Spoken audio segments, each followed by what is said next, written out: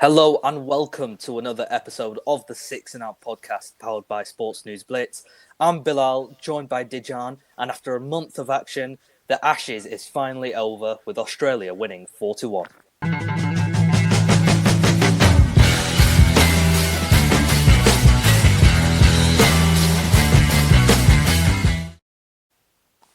Well, Dejan, as I mentioned, after a long and grueling series, Australia do end up coming out on top, but we do have to talk about the final two tests. The fourth test in particular, because England finally get over the hurdle of winning a test match in Australia. At the MCG, how significant was that win for England? Yeah, obviously it's a big win considering the fact that they haven't won in since 2011. I understand that, but it was a really weird test match. For the Boxing Day test match that only go 2 days, obviously there was a lot of talk about the pitch, there was a lot of talk about the conditions.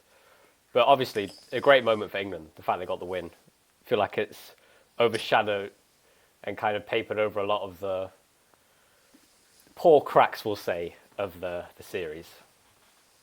Yeah, absolutely. If you want the actual stat, it's 5,468 days. Talk about talk about how long it's been. Yeah. Yeah, like you mentioned, January 2011 was the last time England won, that famous England side that won in 2010-11. But yeah, like you mentioned, the pitch and things just worked out for England. From your side, who were the standout performers for England?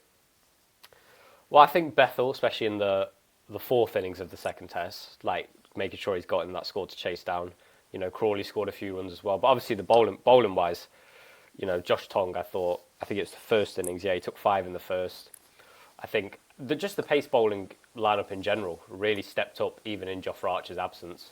So I think, yeah, for Josh Tong to take 5, I think Carson in the second innings bowled really well. So I'd say those were the standout players. The bowling lineup really for England really shone. Yeah, I think the main difference was that the Australian middle to lower order, they actually had a collapse for once. Yeah, yeah. Whereas we see, England, they can take early wickets in an innings, but then the game sort of drift away, the likes of Carey and obviously Cam Green as well. Stark. Yeah, Stark with the bat as well. So, yeah, the English bowlers, they bowled sort of well in partnerships as well. And the pitch, we'll get onto the pitch. It really did. The ball was sort of 30 overs old and it was still seaming and swinging like it was the second over. From your perspective, is that sort of a good thing for cricket? Is that in a way, is that sort of too difficult for the batters? Well, it's hard to say whether it's difficult. It's always going to be difficult for the batters no matter what conditions. It's Test cricket. But I think it was really bad for Test cricket, I will say that. For the Boxing Day Test match that everyone looks forward to every single year to only go 2 days. Apparently Cricket Australia lost something like $5 million or something like that because of it. It wasn't a good advert for Test cricket. But I don't think England fans will care. At least they got a win.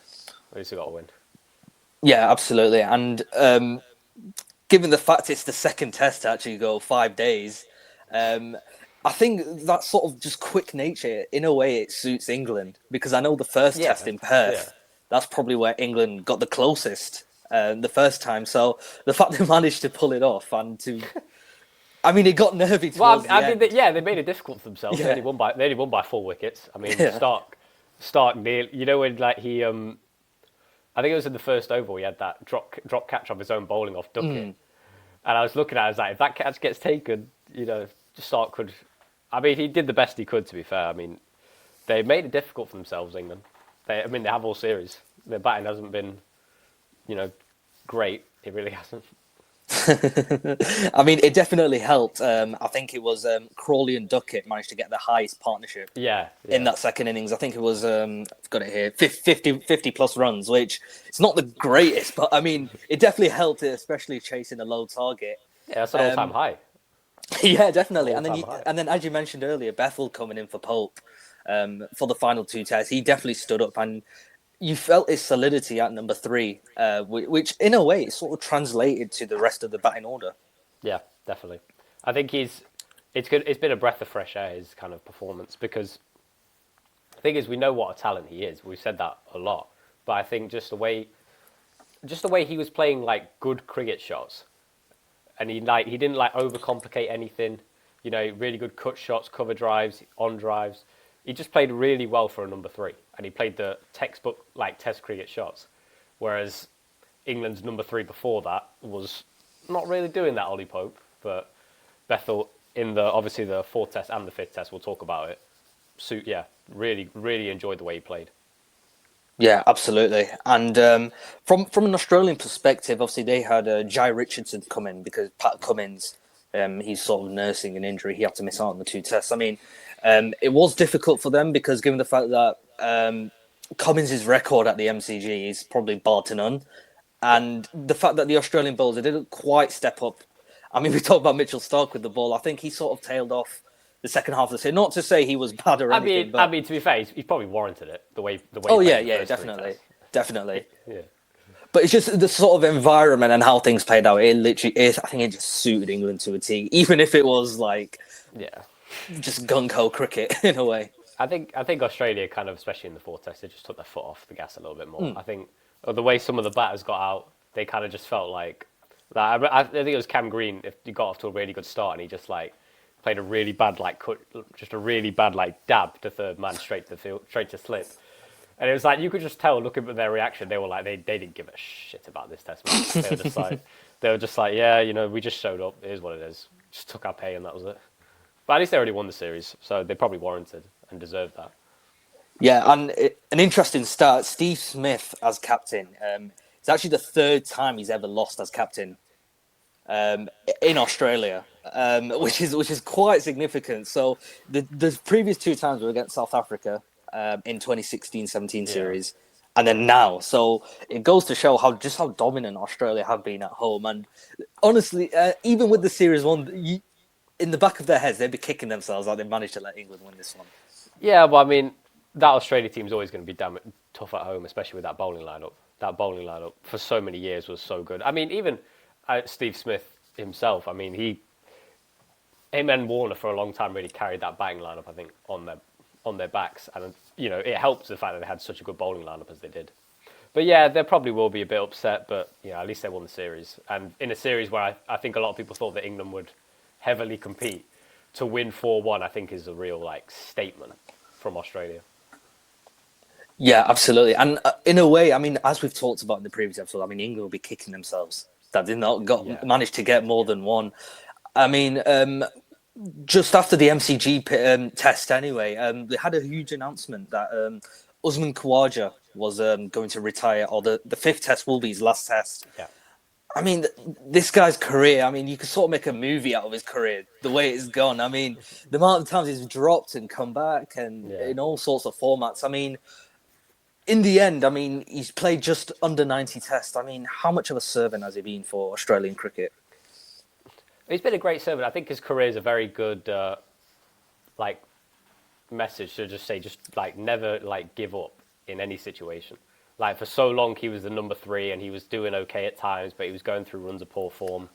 Then he got dropped out of the team for, I can't remember who it was, but he got dropped out, Marnus. He got dropped out of Marnus. That 2019 Ashes, Yeah. And then he was kind of out of the team for a few years, and then he comes back in to open the batting and then kind of rejuvenates his career with the numbers that he had. And then I feel like this series and in the last year or two, he's not been as consistent as runs. So I think probably was the right time to step away and let the new generation kind of start to come in and take his place. But he's been as you mentioned, an incredible servant for that team. Incredible performer as well. Absolutely. I mean, a lot of people will sort of latch on to the fact that he sort of overstayed his welcome in the team. Yeah. But in his defence, I mean, Australia haven't really found that next sort of Warner-Khawaja partnership. I mean, they've tried likes of McSweeney, Constas. I know they tried Weatherall this series, but in the long term, I mean, it's going to be sort of a big hole now that he's gone, because Khawaja was sort of that rock, especially in that sort of latter half of his career where he was the opener. But going forward, it could sort of raise as a concern for the Australian side, just finding that replacement opener. I mean, to be fair, they might have to put Cam Green up to open now, just with the way Bo Webster played. Oh gosh, yeah. But Khawaja, I mean, to be fair, he's warranted the last year just not being as good because in the last couple of years he's been He's been one of the standout openers just in the world. His numbers in the last couple of years in all conditions have been like up there with the best. So full credit to him and the way he's come back. Yeah, absolutely. I mean, the fact that given it doesn't matter the position, it doesn't. I remember when he came back after he got dropped in 2019, he was at number 5. He was a replacement for Travis Yeah, Head. then he got twin hundreds. Yeah. Twin hundreds against England, and then I can't remember how did he end up getting to open, but I mean he was there. He was there as an opener. I think it was because I think it was Marcus Harris open in that series, and he in the Ashes series when yeah. Khawaja came back, and he didn't score any runs. So Got it. They saw Khawaja bat at 5 and got twin hundreds. They were like, "We'll have to play him somewhere."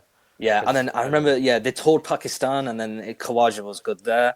I mean, just his stats here. I mean, he's got 6,229 runs in Tests with an average of just under 43.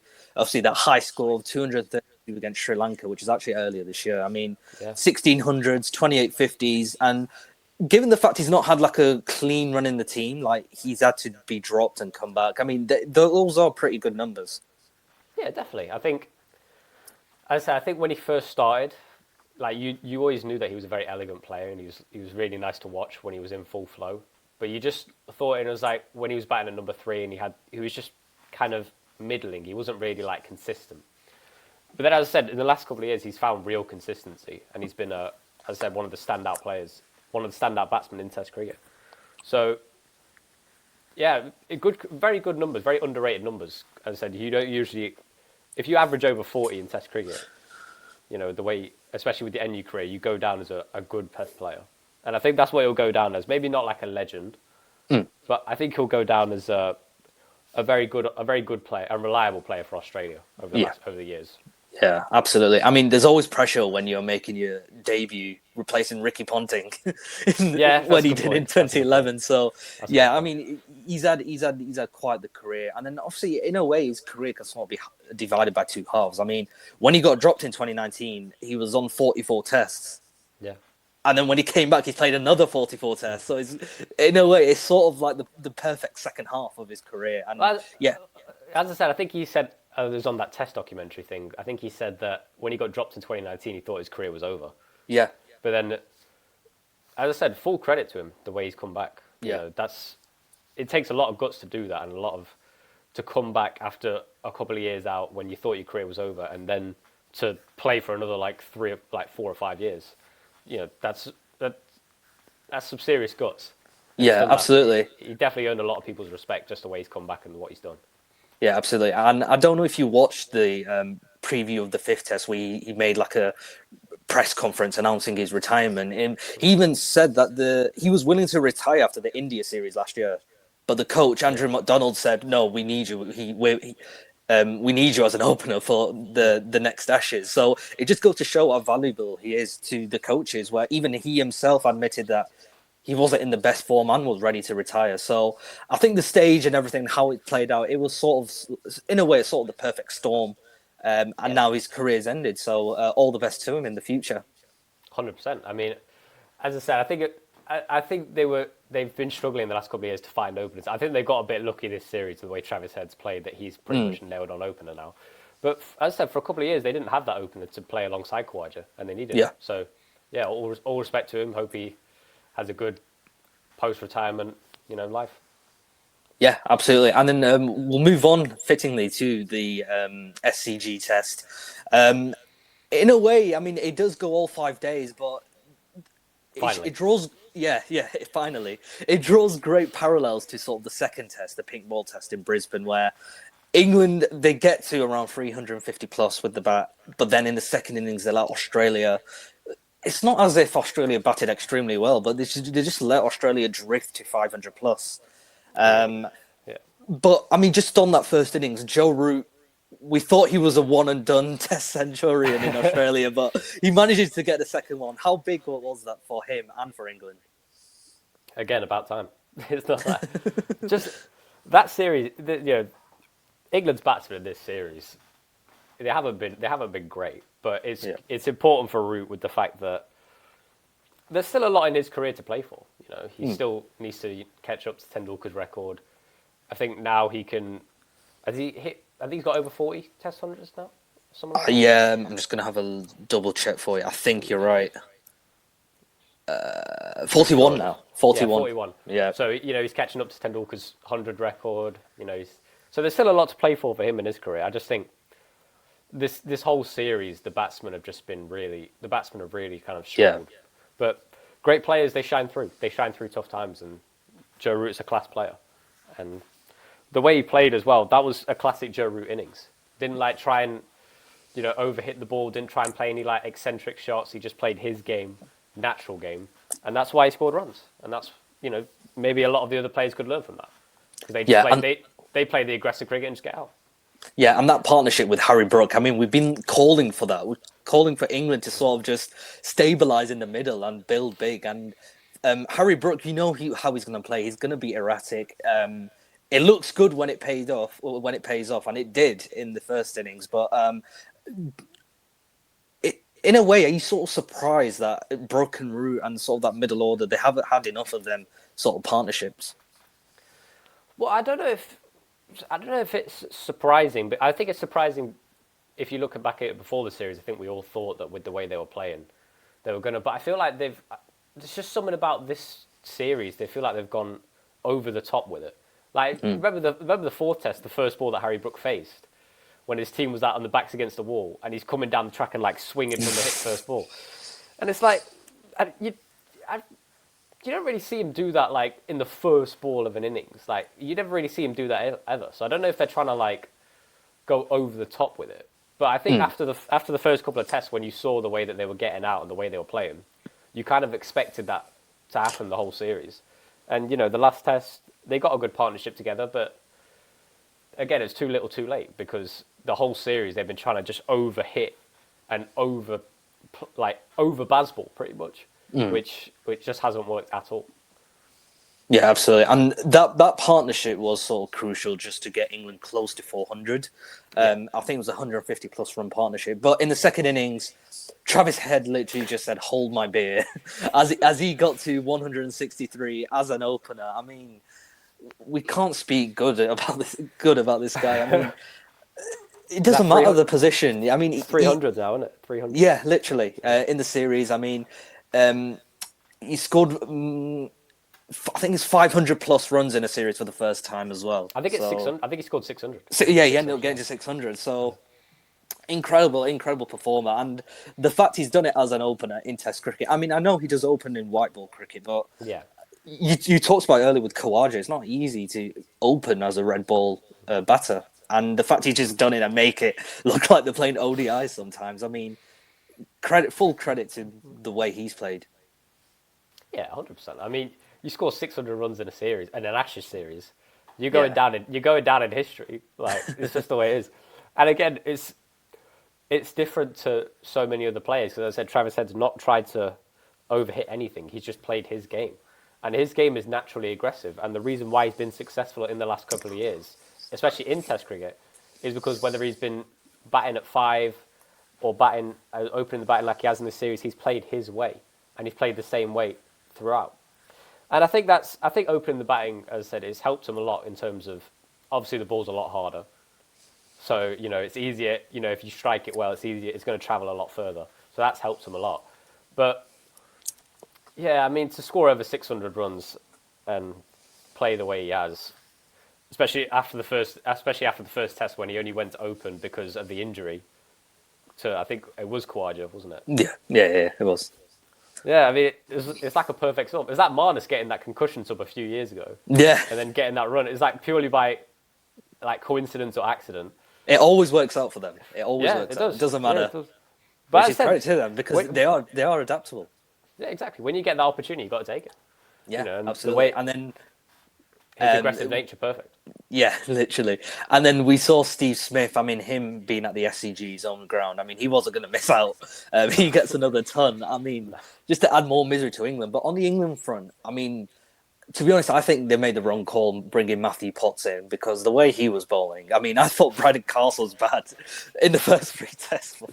Yeah. I mean, I've got the stats. It was. I mean, he batted all right. He's not brought in as a batter, was he? Yeah, so, I know. 25 overs. Yeah, 25 overs, 141 runs, economy of 5.64. I mean, it's just not good, is it? I mean, when Bryden Carson looks like the standout bowler, I mean, it's and to be fair, credit to Carson because I think he did stand up the last two tests. Yeah.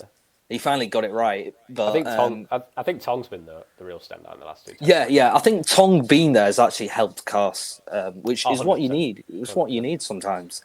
But the thing is, I really like Josh Tong as a bowler because he's different to other players because he he varies where he he'll run up on the crease and stuff. He'll different run. I think the ball he got Steve Smith and Marnus out in the fourth test, coming on wider at the crease and because he gets the ball to nip a lot. So I think coming wider at the crease and kind of angling it in, knowing Steve Smith's going to step across and then you get the ball to go away, it's tough to face. And I said when Josh Tong comes in, he can be a real game changer thing. Obviously, he didn't end up being as big a game changer as we thought, but he's probably been the standout bowler thing since Archer's come out. Yeah, and the question will be why wasn't he brought in earlier? I mean, when Cars wasn't performing as good in the first 2-3 tests. In a way, it's sort of a misstep from England. And yeah, as you mentioned, the way he bowls, he sort of creates the angle and he sort of bowls little bit fuller. So he gets the batsman to sort of drive. And on that MCG pitch where it's seaming throughout the whole innings, it sort of played into his hands. But yeah, I mean, it's just if Potts could have just matched the likes of Carlson Tong, I mean, we could have seen a much tighter affair. But in the end, Australia do get to, I think it was 567. So, yeah, they build that first inning lead of just over 140. So, and then in the England second innings, I mean, to be honest, I didn't think it was that bad. But, I mean, we have to talk about Jacob Bethel. I mean... it's a one standout. Just given the facts that, I mean, I mean, the way the openers are played, he's always going to be under pressure. I mean, we'll get to the openers, but just talk about that class innings from Bethel. I mean, this last time England are going to bat in the series, and he produces that. I mean, how much of a great knock was that from him, from such a young talent? I mean, he carried the batting on his back pretty much in that innings. That's why, it got competitive at the end because of that innings, pretty much. Yeah. But as I said, I got it hit 154 off 265. That's not Ollie Pope's not playing that kind of innings. No. It's that simple. He's, as I said after the third test, I think the last one we did. If you're going to bring Bethel in, one, don't put the weight of the world on his shoulders, which they kind of did. So that's. But two, don't let him play his game. And he played his game. He knuckled down. He worked hard. He knew that obviously it was not going to be easy, considering the rest of the batting was getting out, and he stood up. And that's what you want from your younger players who come in and get their opportunity. You want them to come in and grab their opportunity. And that's what he did. But as I said, that was a classic number 3 kind of innings where you stay in, you knuckle down, you work hard, and you're still able to play your shots because you're able to, defend all the good balls and leave them and make sure you stay in. You build your confidence. And that's how England batsmen should be playing. Yeah. You can't just go for it straight away. You might get a couple of boundaries to get out. He stayed in, he worked hard, and he ended up getting, I think it was 154. Yeah, so it's second highest score in the series. That's perfect. That's how England should be playing that innings, because you can play that aggressive cricket as long as you just stay in and get your confidence up. So that was. I couldn't speak highly enough of the talent he is. I couldn't speak highly enough of the player he is. Superb performance.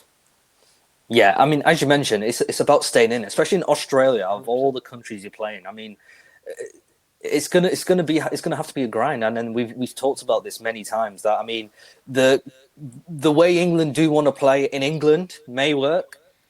But in Australia, in South Africa, in Asian conditions as well, it's not going to be easy. And that's why England have had a poor away test record under Brendan McCullum. And in a way, these last 2 tests have shown that England can adapt, can play in a certain way. And they've got the personnel to do it, bring the likes of Bethel in, Exactly. Josh Tongue from the bowling perspective as well.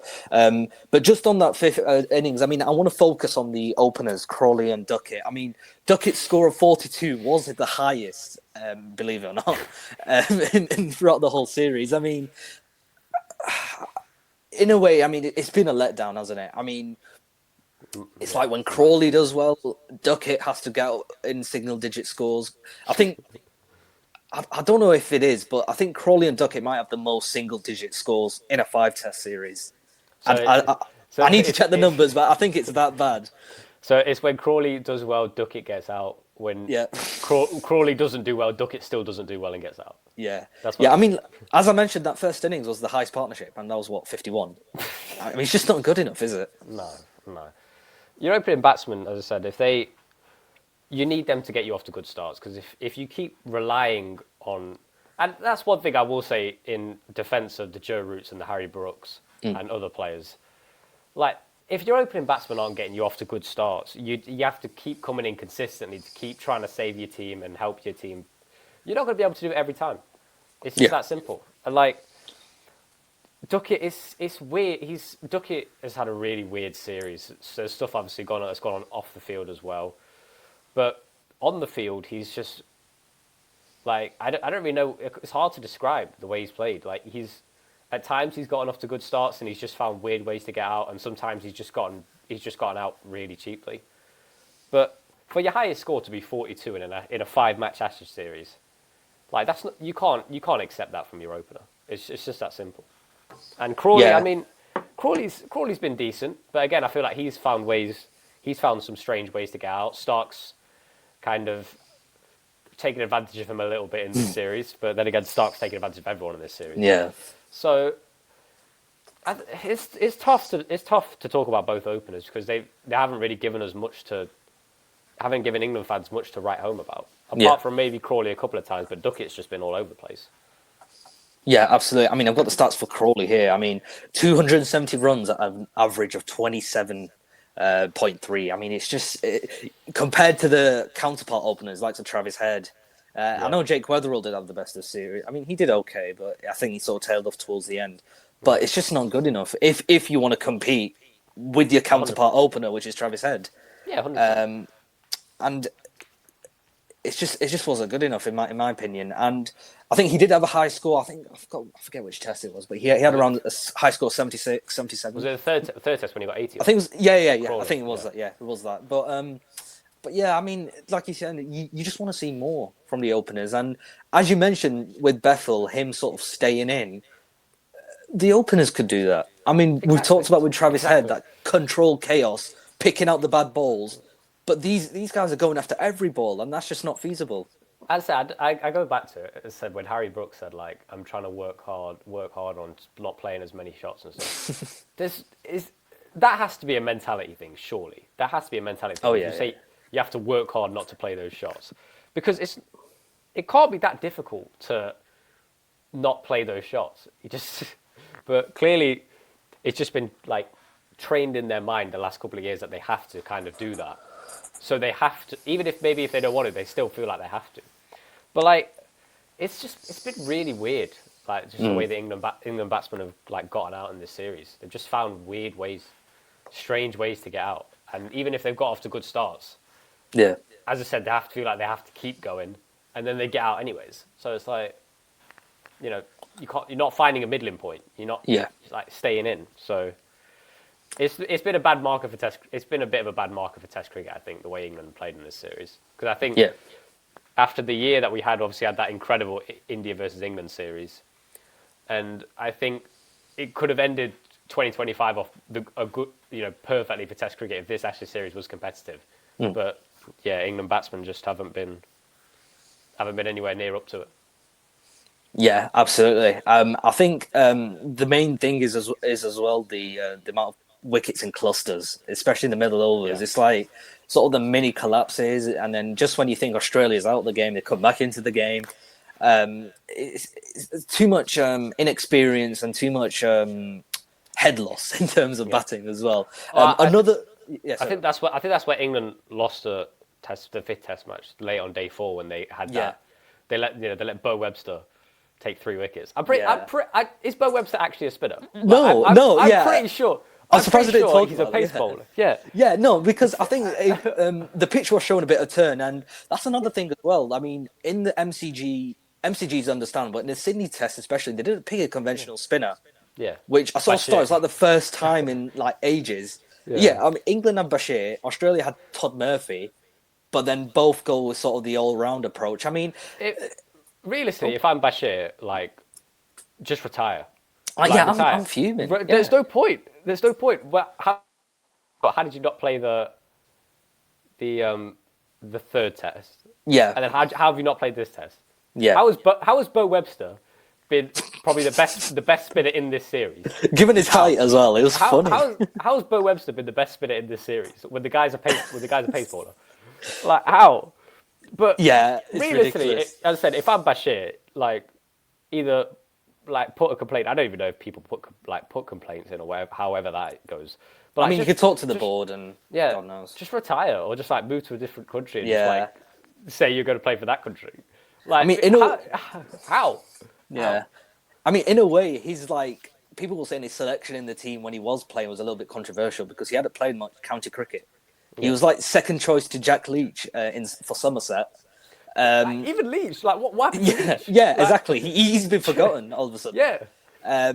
But I just think, I mean, I think it's strange from both teams how they didn't go with a conventional spinner. I know. Obviously, with Nathan Lyon, he ended up getting injured. But after that, I mean, do you see that as like the way forward? I know. Obviously, it's not. We're not in Asia where we're going to see 2-3 spinners in a lineup, but especially in sort of the grassy, seamy wickets. Do you see that the way going forward where teams just adopt batters to bowl just a few overs of off spin or leg spin instead of that conventional spinner? I think it depends on whether your spinner is just primarily a spinner. Like a lot of teams now, their spinners are usually like all rounders. So if they, they can be good spin bowlers, but if they bat as well, they'll probably get in the team regardless. Yeah. But yeah, it was just weird. It was just really weird. Everything that happened, like Bo Webster in the space of one Test match has been a better spinner than Will Jacks has in the entire series.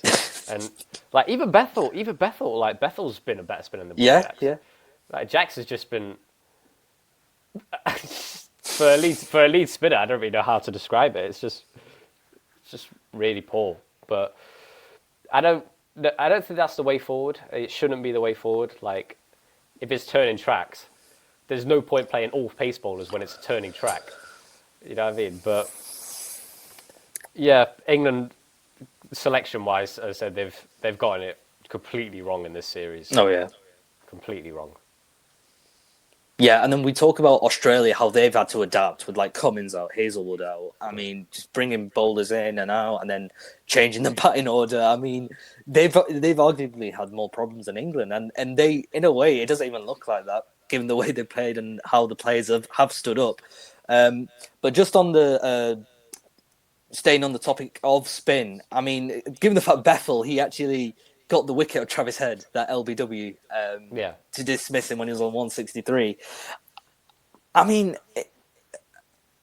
given the fact that there's no sort of conventional spinner, I mean, the batters are able to sort of drift and build an innings. I mean, we talked about that, I think, in the third test, that partnership with Carey and Khawaja. I mean, and I'm speaking on this for both teams, but in a way, is it not a fault of England for not picking the Bashir?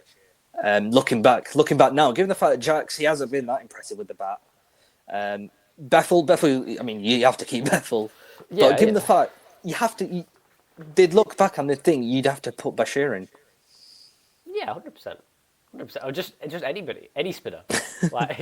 But you can't go into 5 Test matches and not have a recognised spinner. Like, especially, I get that in the first Test and maybe the second Test, it wasn't like turning tracks, so maybe you get away with it there. But in the third Test and the fifth Test, spin played a pretty big part. And the fact that Will Jacks is your main spinner and Bethel's coming into like bowls, like little spells as a spinner as well, when you have, as I said, you've groomed Bashir and you've nurtured Bashir into the spinner for this series, to then just not pick him at all, like that's just completely wrong. That's not the way you should go about things. And as I said, if I'm Bashir, I'm just retiring and moving to a different country and just playing there. Because if you can't be trusted to play in this series, what's the point? Like, you might be able to play a couple of tests in England and stuff, but in England it's probably better seam tracks anyway. Yeah. So, what's the point? Yeah, I mean, Bashir was the youngest to get to 50 wickets, and he's still really young. I think he's around 21, 22. Yeah. So, I mean, whatever the future holds for him, who knows? I mean, but I feel like his time will come again. I hope England and the selectors reflect, and this has to be one of the main discussions about why didn't we bring in a spinner? Just use your brains. Exactly.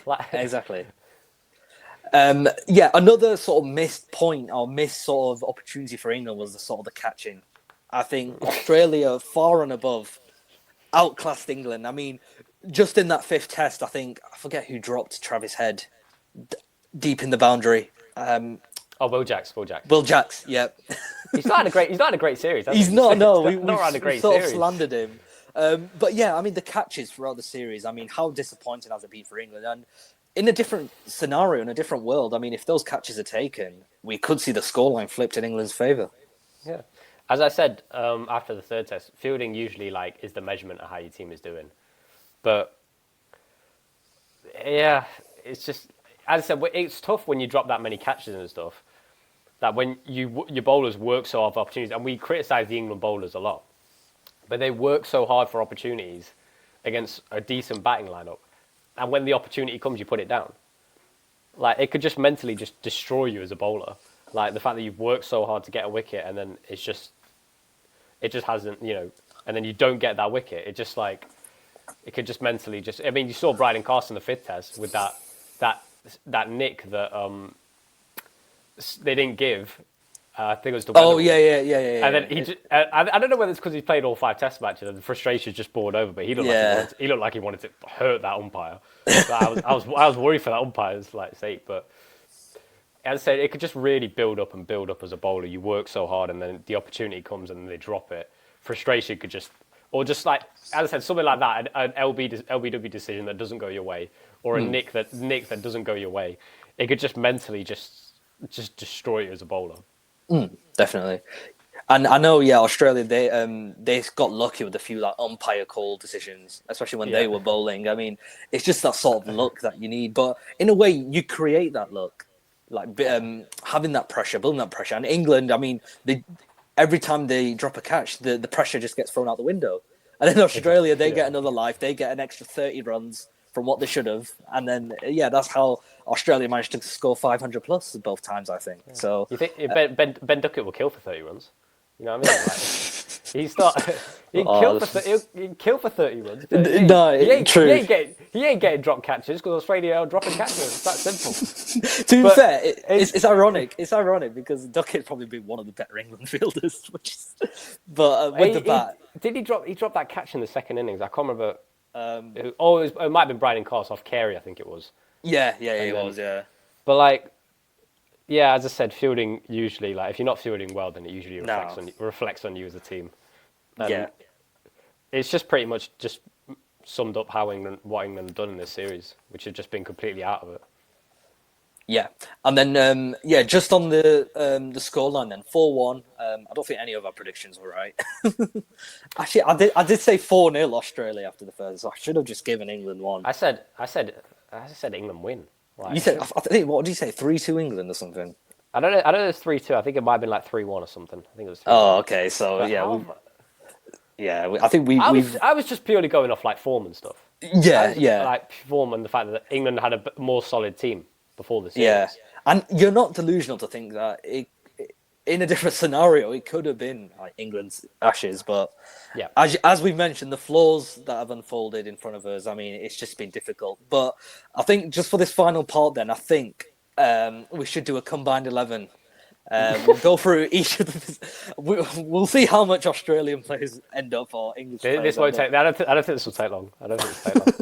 But we'll go through each batting position, and then obviously we'll see who makes our combined 11 for the series of the Ashes.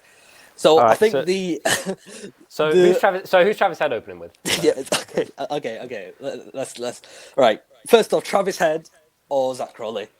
Ah, I think the way Is there a time for Crawley's Crawley? Or... Crawley's 80 really does tip the tip the scales. But I think I'm just gonna go Travis Head, just about. I think, yeah. Sure, close one though, close one. He only scored like 600 runs in the series, so Yeah, really, it's Crawley and Ducky can dream. Crawley and Ducky can dream of that. literally right. And then another one. I mean, Weatherald or Ben Duckett. Or Khawaja, because Khawaja did open in like the first. Yeah, but I think Okay, we won't count Khawaja. okay. Yeah, no, we can do. Then it kind of has to be Khawaja by default, doesn't it? Okay. How can we do that? He only played one innings as an opener. Yeah, that's what I was alluding to. But it's up to you. But I don't want to put either. Can we? I mean, to be fair, you could maybe put Crawley, just open Crawley with Travis Head, because Crawley's played a couple of. Okay. Yeah, go on then. Go on. Yeah, I'm happy with that. Yeah, we'll give one. Number three kind of has to be Bethel. Yeah, Labuschagne, Bethel, or Pope. I'm not picking Pope. I'm definitely not picking Pope. Yeah. Between Labuschagne and Bethel then. Yeah, Labuschagne's been underwhelming. Marnus has really disappointed me because the way he was playing in the Sheffield Shield beforehand, everyone was saying like, he's back to his best. Yeah. But Bethel in 2 innings carried England's bowling on England's batting on his back. So you kind of have to go Bethel at 3. Yeah, no, honestly, I agree. I'm surprised we've got 2 English players in already, but we'll go with it. Number 4 now, Joe Root or Steve Smith. Obviously, Joe Root got the 2 centuries. I think Smith's got 2 centuries as well. So in a way, it's even. No, I think it's one. Oh, is it one? Okay. Smith hasn't played all 5 tests. Oh yes, I forget he did play Adelaide. Yeah. I think I'll probably still give it to Joe Root because he averaged. I think he averaged like 44 in the series. He got 200. Yeah. This is actually it's crazy to think that England's batsmen might. No. Just wait till we get the lower order. Okay. But, yeah, that's a good point. Right, number 5. We can include Usman Khawaja in this. So it's Khawaja, Harry Brook. I think purely because of what I expected of Harry Brook in the series and how underwhelming I think he's been, I'd give it to Khawaja. Because I think Khawaja's played. Khawaja might not have scored as many runs as Harry Brook in terms of. Yeah. But in terms of importance of some of those innings, especially in the 3rd test, that partnership with Travis Head and stuff. And so I'd give it to Khawaja. Okay. I mean, with Brook, I mean, he's had a lot of starts, and then that's the frustrating thing because he'd have like a strike rate of like 90. Like scoring like 42 or 50, and then he just throw it away. I mean, the way he's thrown it away as well. I mean, less said the better. Right, number 6 then. I think it's. Is it Stokes or Green? Yeah, Stokes or Green. I'd probably say either Stokes or Bo Webster because Cam Green's been. Yeah, we could throw a Webster in the mix. Yeah. I don't really. Yeah, it's easily Ben Stokes. They asked it. I mean, he's kind of probably been England's player of the series, hasn't he? Ben Stokes just carried. Again, he's been one of those players that has not tried to Bazball everything, and he's actually scored. It's crazy that players, they don't Bazball, they play their game and they actually score runs. Like it's crazy, but yeah, easy Stokes 6, easily. Yeah, absolutely. All right, we'll go with the 2 wicket keepers then: Alex Carey or Jamie Smith. Move on. You already know the answer. Yeah, I think we do. I think this is the point where we just like full. We'll see. But all right, so Alex Carey at number 7, and then we'll go Will Jacks. Are we going to include a spinner on this? Because I have not really been. That's a good point. That's a good point, dude. Shall we do England's tactic and use Bethel as the main spinner? And you could use Steve Smith. Joe Root as well. Joe Root as well. Exactly. Yeah. Right, I think it's Will Jacks or. Is it Mitch Stark? It might have to be Mitch Stark. Yeah, the 2. Yeah. This is the tough one. Who's had the better with the bat? Well, Stark's been better with the bat and the ball and in the field. So, yeah, player of the series. He's player of the series, isn't he? took 31 wickets. Yeah. And he batted better than most of England's batting lineup anyway. So it has, yeah. Oh, we could include Josh Inglis in the mix, but I don't think he's had the best series as well, has he? He played one game. Yeah, literally. Yeah. So just trying to think. Start easy. Just Yeah. Fair enough. Right, number 9. We could go with Cummins, Archer, Cast. I mean, we'll just do who's your last 3 bowlers. Like Cummins, Archer, Cast, Tong. We've got Michael Nisa in there. Boland. Pick your 3. Pick your last 3. Okay, so we've got 3 pace bowlers including and Starks. Yeah. And Starks number 8. So 4 paces. Yeah. So I'll go Boland as 1 because I think in terms of he didn't start the series particularly well, but I think as the series has gone on, the spells he's bowled.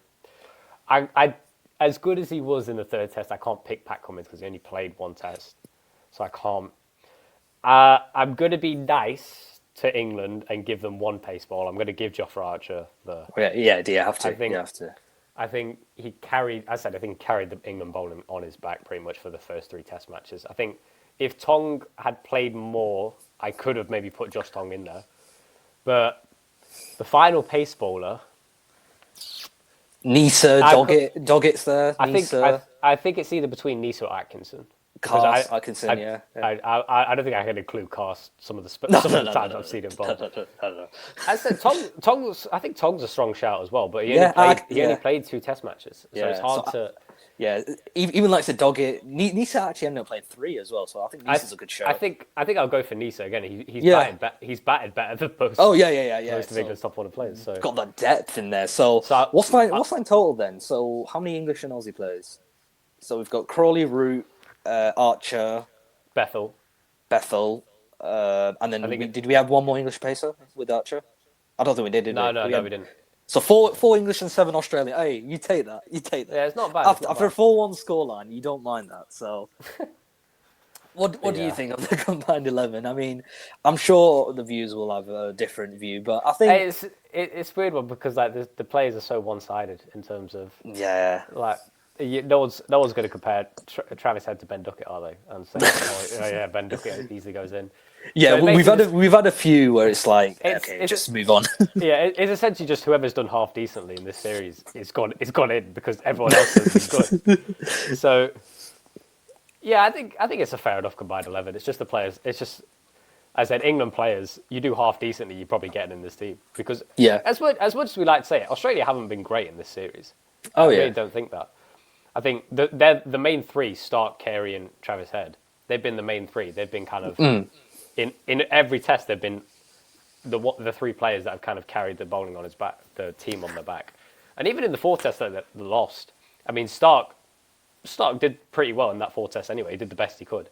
Yeah. So I think it was quite a predictable combined 11. Just England has been really bad. Has had really bad. Yeah. Do you think it's going to be the end? Do you think it's going to be the end of McCullum? No. To be honest, I don't see it. I think given the fact he's won 1, I think the board will sort of like lead on to that. But I think in the summer we have to see likes of Bethel, Tong play a lot more. Do you think there should be a change in how they play? To be honest, I don't think they will. That's the thing. As much as you want them to, I don't think they will. But in a way, their style suits in home conditions. I know they've got series against New Zealand and Pakistan in the summer in terms of test series. So, and then they've also got that white ball series against India. So it's gonna be a big summer. And then you've got the T20 World Cup, and then Brendan McCullum's in charge of all 3 formats. Don't forget. So it'll be interesting to see how they do in the white ball game as well, because they haven't been too hot since they've won like the T20 World Cup in 2022. They've like. And then that 2023 World Cup disaster, they just haven't been the best. So let's see. You thought Bazball was like too much in Test cricket. Now you got to do it in all 3 formats. I didn't even realise that. Anyway, I'm ready for more disappointments in the summers next year. So I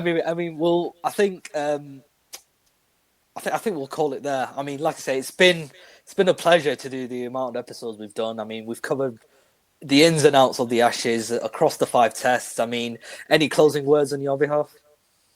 Yeah, it's been fun to do. There's not been much to cover. But But it's been good. I've enjoyed it. So yeah, all good. And as an India fan, it's all good seeing them not doing well. So Yeah, there we go. I mean, as a neutral, I mean, you can't say no to some good Test cricket, and in a way, I think you've got to just give credit to Australia. I mean, but it is what it is. Just hope they end up in a slump now with the age of their squad. But I don't think it'll ever happen. everyone retire. Get everyone to retire. Yeah. Stark, you've done too much. Just Yeah. But yeah, anyway, Dejan, it's been a pleasure. But that will be another episode of the Six and Out podcast powered by Sports News Blitz. Be sure to check out all of our socials, and the link will be in the description. Thank you once again, and goodbye.